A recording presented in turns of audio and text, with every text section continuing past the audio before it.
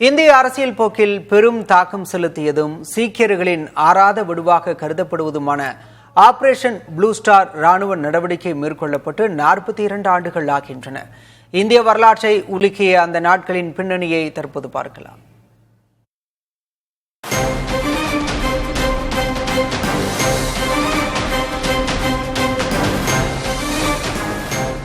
ஆயிரத்து 1980களின் தொடக்கத்தில் பஞ்சாபில் காலிஸ்தான் என்ற தனிநாடு கோரி ஜர்னல் சிங் பிந்திரன்பாலே தலைமையில் ஆயுத போராட்டம் தீவிரமடைந்தது. பிந்திரன்பாலே மற்றும் அவரது ஆதரவாளர்கள் அமிர்தசரஸ் பொற்கோயில் வளாகத்தில் உள்ள அகல்தக் பகுதியை தங்களின் கட்டுப்பாட்டுக்குள் கொண்டு வந்து அங்கிருந்தபடியே செயல்பட்டு வந்தனர். இதை அடுத்து பொற்கோயில் வளாகத்தில் இருந்த ஆயுதமேந்தியவர்களை வெளியேற்ற அப்போதைய பிரதமர் இந்திரா காந்தி உத்தரவிட்டார். அதன் பேரில் 1984 ஜூன் முதல் வாரத்தில் இந்திய ராணுவம் பொற்கோயிலுக்குள் புகுந்து ஆபரேஷன் ப்ளூ ஸ்டார் என்ற நடவடிக்கையை மேற்கொண்டது. இந்த மோதலில் பிந்திரன்பாலே உட்பட பலர் கொல்லப்பட்டனர்.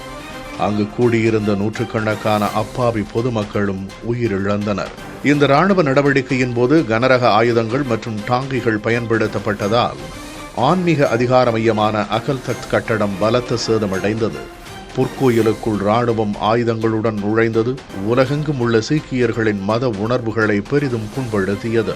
இந்த நடவடிக்கைக்கு பழிவாங்கும் விதமாக அதே ஆண்டு அக்டோபர் 31 பிரதமராக இருந்த இந்திரா காந்தி அவரது பாதுகாவலர்களாக இருந்த சீக்கியர்களால் சுட்டுக் கொல்லப்பட்டார்.